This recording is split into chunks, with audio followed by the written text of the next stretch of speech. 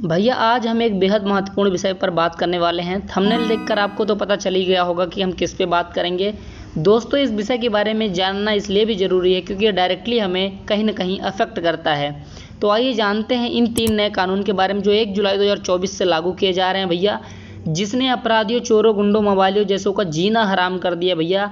और जिस कानून ने बदल दिया 18 से 60 तक के पुराने कानून को। इसमें हम ये भी जानेंगे कि ये कानून किस तरीके से अफेक्ट करता है, इसके फायदे कौन कौन से देखने को मिलते हैं, आखिर इसे बदलने का क्या कारण है भैया। इसके साथ हम बात करेंगे इसमें क्या क्या नए नए बदलाव देखने को मिलते हैं भैया, कौन सा कांड करने पर आपका जीवन कारावास जैसे कि सजा हो सकती है। इसके साथ हम ये भी बात करेंगे कि पुलिस वाले इस रूल को कैसे मानेंगे, और यहाँ तक कि ये भी बात करेंगे कि भैया जो पुराने केसेस चलते आ रहे हैं उनको कैसे हम डील करेंगे। तो आइए शुरू करते हैं। हमारा नाम है रोहित और आप देख रहे हैं वोल्केनो इन्फॉर्मेशन पॉइंट।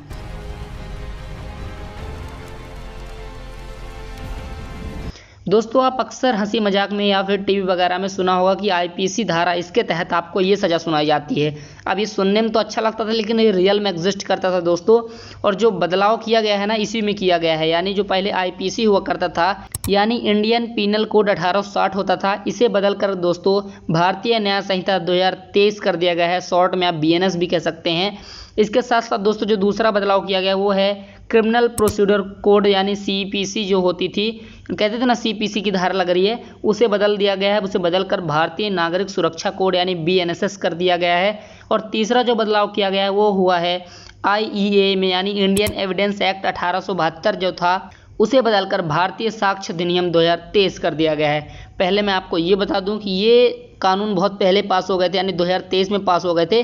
बस इनको लागू करने का जो टाइम था ना, वो 1 जुलाई 2024 से लागू कर दिया गया है। अब आइए जानते हैं इन्हें बदलने का आखिर कारण क्या है, क्या कारण हो सकता है। तो दोस्तों आपको बता दूं, सबसे पहले तो ये बहुत पुराने कानून हैं, अंग्रेजों के समय से ये बने हुए हैं, अंग्रेजों ने इसे बनाया था। इस पर हमारे गृह मंत्री यानी अमित शाह जी भी कहते हैं कि ये जो नए कानून हैं ये न्याय यानी जस्टिस को प्राथमिकता देंगे, जबकि अंग्रेजों के समय के जो कानून थे ये दंडनीय कार्रवाई यानी पनिशमेंट को ज़्यादा प्राथमिकता देते थे। और देखा जाए तो उनका कहना सही भी है भैया, क्योंकि अंग्रेज हमसे नफरत करते थे, इसलिए हमें पनिशमेंट ज़्यादा से ज़्यादा देना चाहते थे।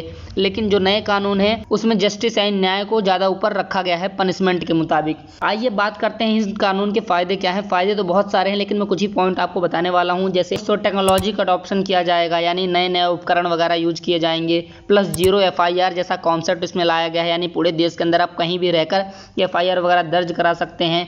राजद्रोह की जगह दोस्तों देशद्रोह कर दिया गया है। इसमें दोस्तों मॉब लिंचिंग को लाया गया है, यानी जैसे 10, 15, 20 लोग मिलकर किसी एक आदमी या 2 आदमी को मारते पीटते थे, उस जैसी शर्मनाक हरकत को भी इस कानून के अंदर लाया गया है और अब सजा सुनाई जाएगी। सीनियर सिटीजन के लिए पुलिस खुद घर जाएगी भैया रिपोर्ट लिखवाने, ऐसा नहीं कि आप पुलिस स्टेशन जाओ। तो इस जैसे बहुत सारे हमें फायदे देखने को मिलते हैं। अब आइए आपको बताता हूँ भैया कि जो भारतीय न्याय संहिता है, भारतीय नागरिक सुरक्षा है और भारतीय साक्ष्य अधिनियम है, इनमें आपको क्या क्या बदलाव देखने को मिलते हैं। सबसे पहले बता दूं आपको, भारतीय न्याय संहिता जो है इसमें आपको प्राइमरी फोकस जो रहेगा इसका ना, जो पीड़ित होते हैं जल्दी से जल्दी इन लोगों को न्याय मिल सके, प्लस तेज गति से सुनवाई वगैरह हो, यानी काम बहुत जल्दी तरीके से, ऐसा नहीं कि तारीख पे तारीख मिलती जा रही है, काम कुछ नहीं हो रहा है। इन सब चीज़ों को इसमें देखा जा रहा है। साथ में जो दूसरा है भारतीय नागरिक सुरक्षा दोस्तों, इसमें आरोपी के अधिकारों में सुधार किया गया है। कई लोग क्या हो अपराधी वगैरह नहीं रहते हैं लेकिन फिर भी वो क्या कहते हैं जेल में बंद रहते हैं, तो उन सबको टाइमली कहीं ना कहीं जस्टिस दिया जाएगा। इसके साथ साथ दोस्तों नए नए कानून लाए गए हैं, जैसे गैंग रेप वगैरह हो गया, 18 साल के नीचे वगैरह को आजीवन कारावास जैसी नई सारी चीज़ें इसमें लाई गई हैं। तीसरा जो है दोस्तों भारतीय साक्ष्य अधिनियम, इसमें डिजिटलाइजेशन पे ज़्यादा फोकस किया गया है और नए तरीके से जो प्रूफ वगैरह होते हैं उसे सबमिट किया जाएगा, ऑनलाइन प्रूफ वगैरह भी अब लिया जा सकता है। तो इसके बाद हम बात करेंगे कि क्या क्या हमें नए नए बदलाव देखने को मिलते हैं। मैं कुछ ही बताऊंगा क्योंकि है बताने को बहुत सारा भैया, पूरा कानून ही है, कितना कुछ बता पाऊंगा आप भी जानते हो। तो मेन मैं आपको बता देता हूँ कुछ 3-4 पॉइंट। जैसे नाबालिग के साथ बलात्कार के लिए मृत्युदंड या आजीवन कारावास की सजा सुनाई गई है। शादी के झूठे मूठे वादे करके महिलाओं को छोड़ने पर कड़े से कड़े दंड का प्रावधान दिया गया है। तो भैया ज़्यादा सोना बाबू मोना को अपने वादे मत कर देना कि ताजमहल दिलाएंगे, ये दिलाएंगे, वो दिलाएंगे, नहीं तो भैया जेल में दिलाते रहना जो दिलाना होगा। तीसरा दोस्तों आरोपी और पीड़ित दोनों को 14 दिन के भीतर FIR, पुलिस रिपोर्ट, चार्जशीट की प्रतियां यानी फोटोकॉपी उसको देने का अधिकार है।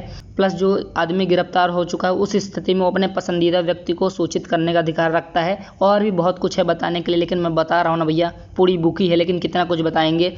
अब मैं आपको नेक्स्ट क्वेश्चन के बारे में बात करता हूँ कि भैया सवाल ये आता है कि जो पुलिस वाले हों तो बहुत पुराने पहले पहुँच गए थे, वकील वगैरह, तो लोग इस कानून के बारे में क्या जानेंगे, कैसे जानेंगे और क्या कुछ होने वाला है? क्या हमें बताना पड़ेगा कि नए कानून से कैसे लड़ो, क्या कैसा? तो भैया आप कुछ मत सोचो, सरकार पहले सोच चुकी है। 22.5 लाख पुलिसकर्मियों को 12,000 मास्टर्स द्वारा ट्रेनिंग दे दी गई है भैया। तो आप बेफिक्र रहो, पुलिस वाले पहले से पढ़ लिख के बैठे, उन्हें ट्रेनिंग वगैरह मिल चुकी है क्या कैसे काम करना है। अच्छा दोस्तों, एक सवाल ये भी आता है, जो पुराने कानून चल रहे हैं उनका क्या हो, क्या वो नए कानून के तरीके से किए जाएंगे काम वगैरह? नहीं भैया, उनका जो पुराना केस है उनका पुराना तरीके से ही सारा समाधान वगैरह होना है। और सवाल ये है दोस्तों कि आप लोग सब्सक्राइब और लाइक क्यों नहीं करते हो भैया? लाइक सब्सक्राइब करते जाओ, आगे बढ़ते जाओ और कानून के बारे में जानते जाओ। जय हिंद दोस्तों, बाय बाय।